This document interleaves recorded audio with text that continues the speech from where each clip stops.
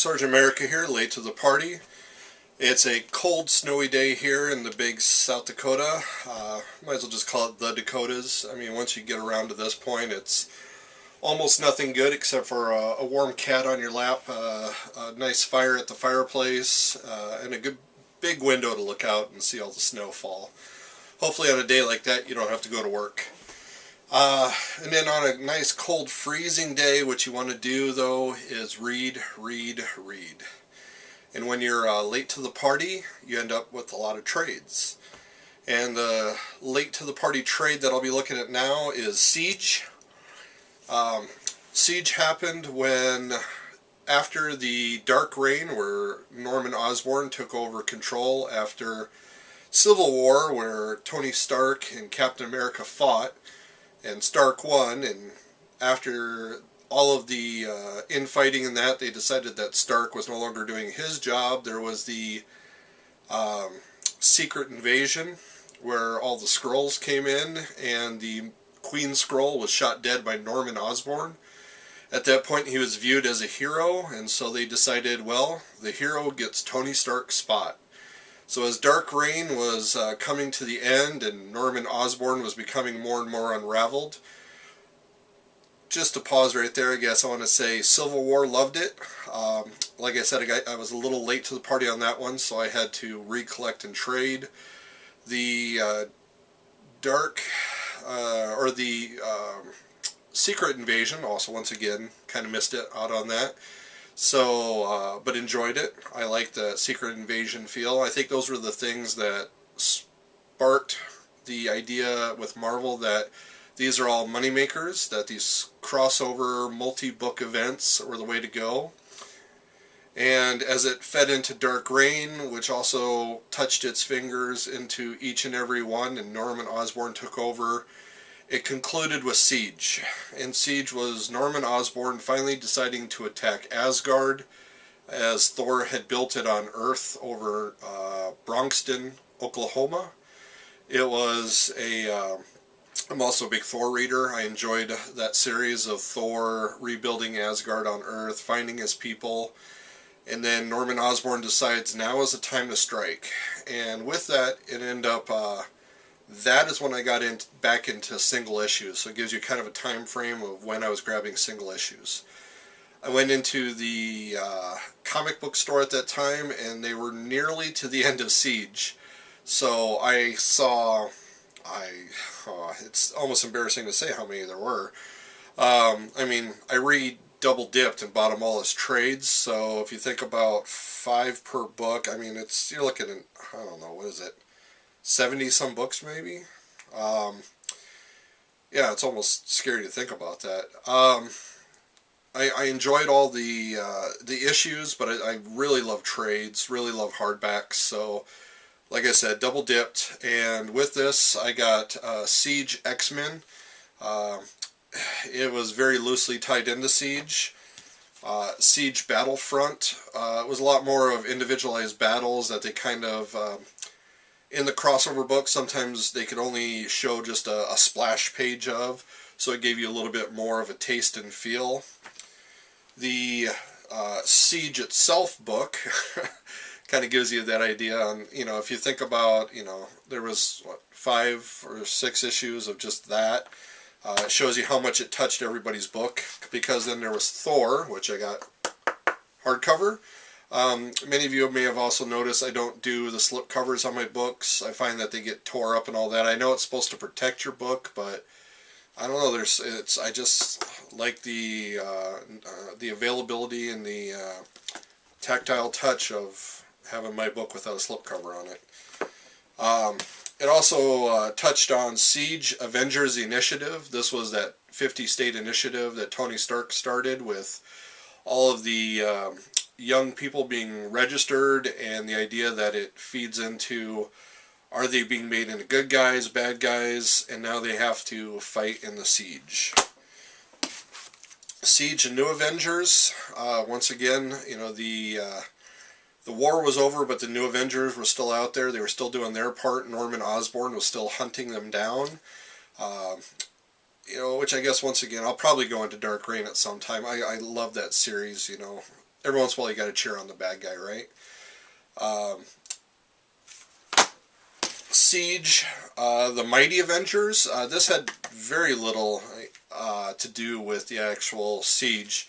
It touched into like all the people that separated themselves away that were registered, but when Norman Osborn took over, they didn't want to be tied in with them. And there was even a little bit of Ultron in that. So, Siege, Dark Avengers. Here you get into the very good touch and tie-in with the Dark Reign. I mean, the Dark Avengers were Norman Osborn's Avengers, so then you got Daken, Ares, Miss Marvel, who was Moonstone, Spider-Man, who was Venom, and Hawkeye, who was Bullseye. I really loved that Dark Avengers team, which also tied into Siege Thunderbolts. As many of you know, I was a huge Thunderbolts fan. Not as much as some people. John Runyon, I'm shouting out to you. I know that Thunderbolts has gone through a huge change, being that they started at Civil War, where Hawkeye and was trying to develop these people that were criminals that were reforming themselves. They were then used to apprehend criminals during the Civil Wars, which then they touched in with Norman Osborn taking over with them. That group developed into this powerhouse that then became pretty much the Dark Avengers, but then was followed through with Luke Cage becoming the boss of them, and then it started getting weird as they crossed into the Dark Avengers, and then it kind of got a little stupid, but it was good here. And I guess the final thing to say about that is these big crossover, these big events that happen that touch in everybody's book, we very often argue, are they good for us, are they bad for us? When we think about it, I mean, you know, we saw in Civil War Peter remove his mask, the biggest deal at that time, only to have it retconned later to that it never happened. That these, you know, Captain America and Stark, even now if you think about it, in the Avengers, you know, they were at war with each other. They were dynamically opposed to each other, and now they're back on the same team. I really think that has to continue on, and they have to keep butting heads a little bit, because, I mean, they were on opposite ends of a war, and even if you shake hands with somebody at the end of a football game, if they blindsided you, there's still some resentment. So I really have to think that the Siege, the Thunder, that it touched in all these books. I liked what it did on some of them. On some of them, like I said, it was very minusculely tied in. It left you in.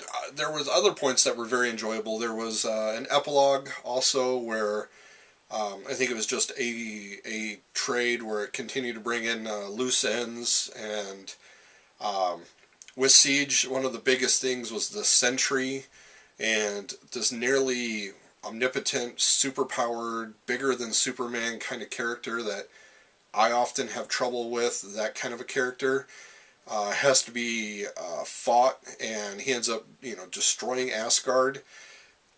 It's just, you know, it ends up doing a lot for at least the Thor books. I mean, it changed Loki. As we found out later, I mean, he became Kid Loki afterwards, and, you know, all the things that led up to make that happen. It was the end of Norman Osborn being the leader of Thunderbolts, the end of this dark age, maybe, as you would call it. No more Dark Avengers. It fed into this hero idea, and everybody was, I don't know, cutesied up, or, I mean, Cap was shaking hands with Iron Man and Thor, and they were all fairly forgiven. And it was just at the end of Civil War, as they were feeding towards this, that they weren't. And I guess I still feel that there should be some resentment every once in a while tied in or thrown in, that, you know, that they're still upset by, or they still have to discuss the little points, or, you know, the big things that dynamically they were on opposite sides of. Often we have little fights with our friends, we forgive them, but sometimes there's still a little bit of something in there that makes you makes it tough. You know, it's what makes a good friendship great, that you can work past it. But it's also what, in these books, I think really colors the characters, and I'd like to see that continued. So once again, I bought Siege twice, and I would definitely recommend it. It was a idea that I thought was great. It was a crossover event that I was happy with. But I can see where Marvel is whitewashing it, and I could see where in some books it wasn't necessary, like with X-Men and some of them. You didn't really need to tie it into every book that was out there. So definitely, please let me know in the comments below what you thought about events, what you think about crossovers, and do you want your chocolate and your peanut butter, and your peanut butter and your chocolate? So let me know. But I gotta go. See ya.